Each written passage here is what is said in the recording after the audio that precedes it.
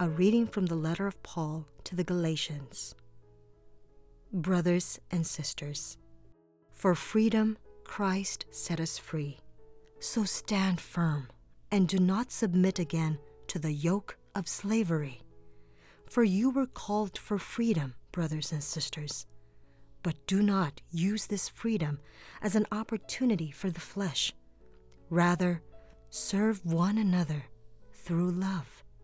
For the whole law is fulfilled in one statement, namely, you shall love your neighbor as yourself. But if you go on biting and devouring one another, beware that you are not consumed by one another. I say then, live by the Spirit, and you will certainly not gratify the desire of the flesh. For the flesh has desires against the Spirit, and the Spirit against the flesh. These are opposed to each other, so that you may not do what you want. But if you are guided by the Spirit, you are not under the law. The word of the Lord. Our second reading for this Sunday is taken from the letter of St. Paul to the Galatians. We have been reflecting on the type of freedom that is needed to be a good and true disciple of the Lord. In the first reading, Elisha was chosen by the Lord to replace, to succeed the great prophet Elijah. When Elisha, had the indications of this new calling, he said goodbye to his family. He slaughtered the oxen that he was using as a farmer. He used also the plowing equipment as a fuel to boil the flesh of the animal. And then he fed his people with the food.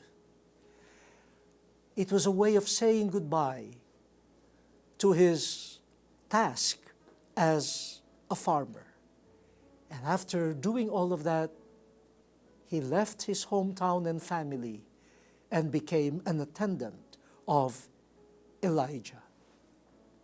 As we said earlier, every choice requires renunciation. But we need freedom to renounce an old life in order to embrace a new mission. St. Paul, in the second reading, talks about that freedom. And he claims that Jesus was the one who freed us. It was for our freedom that Jesus really died to set us free.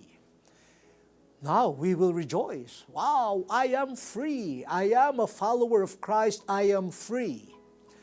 But St. Paul, knowing human psychology, says, okay, what type of freedom does Jesus give us, his disciples? It is not the freedom to do what you want to do arbitrarily. Rather, it is the freedom to love and to serve. Who is truly free? The one who has opted to love and to serve.